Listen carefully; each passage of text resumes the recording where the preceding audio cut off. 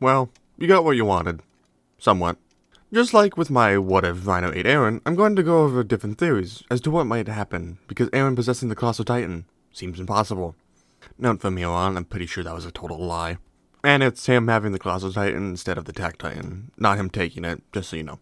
First off, Eren gets his Titan from his father, who got it from Kruger after he killed all of Marley's forces that were on the island at the time. With Kruger having the Colossal Titan instead, he'd have to control the blast radius so Grisha wouldn't be affected, but still enough to wipe out the Marley soldiers, then it's transferred over to Grisha. Grisha would then use it on all fours so he can actually move and ends up being found in the human form by Keith. We know what happens from here. The 5 warriors chosen to inherit one of the 9 would only have one change, and that's Bertolt wouldn't have the Colossal, but instead the Attack Titan. Unlike a normal Attack Titan, this one lives to serve.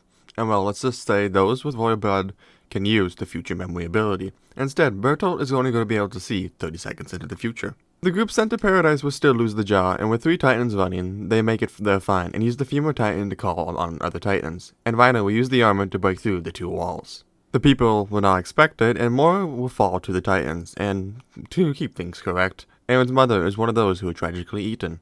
Hans gets the kids out after they witness Carl being eaten, and during this time, Grisha uses the Colossal, blows up the underground hideout of the True King, and takes the Founder's power. Let's assume that's correct. The rest except the father are crushed to death. Grisha would then pass on his power and onto Eren. Years later, the Armored Titan would breach Tross walls, somehow disappear, the main defense force would be wiped out, and the 100th Force Training Corps would enter the fray. Eren's group would be jumped by a Titan, in that losing one of the commons, and enraged Eren would stupidly charge forward and lose his leg to a nearby Titan. Armin would then witness the rest of the squad being consumed until he's almost swallowed by the sands of Titan. The only reason he lives is due to Eren pouring him out, and in turn, Eren being swallowed up instead. Many things would happen, and a poor Sand Titan will be, well, we know what would happen once Eren's Colossal Titan would activate. From here on, the norm happens, with Eren plugging the wall just not having that whole moment happening, and he's eventually given to the Survey Corps. Also, Marco's body is still found. The 57th expedition outside the wall is the same massacre by the female Titan until her battle with Eren. After Levi's squad is wiped out, Eren uses the Colossal's power and forces Annie to hurt himself early. The Store's District raid wouldn't happen, and the rest of the 104th of the Survey Corps would be watched to make sure Annie didn't have any allies. Titans would then be sighted inside Wall Rose, and the current members there would rush to evacuate the nearby villages. Mike would distract the Titans until he meets the Beast and ends up being torn to shreds. Historia's importance isn't known because the Wall Titan was never revealed. The Survey Corps gains information on who Annie's comrades could be and rush to help those currently dealing with Titans. In order to save everyone, Ymir reveals her Titan power, or the jaw, that she stole. Krista would then reveal her true name to Ymir, and Rhino and Bertolt are then also revealed to be Titans. Eren fights with half the Colossus form, but is defeated by the combo of armor and attack. Mainly Bertolt fights Eren and Rhino makes sure the Survey Corps can't intervene. In the end, the Survey Corps catches up and healed Ymir assists with getting Eren back. The best moment of the season happens, which is, to me, is Eren being dragged by his arm by a Titan and still ordering them to advance. Oh yeah, and Eren uses the founding power of the Titan control, which allows the Survey Corps to get away. Historia is shown to be more important, and the military pulls off a coup, with Historia getting the final blow in Rod V's Titan. Historia is then made Queen of the Walls. A Titan execution is made, and Keith explains his past with Grisha. The Survey Corps then prepares for the battle to retake Shinigashina district. Normal things happen, just that Bertolt helps out early during the fight, and Armin isn't sacrificed.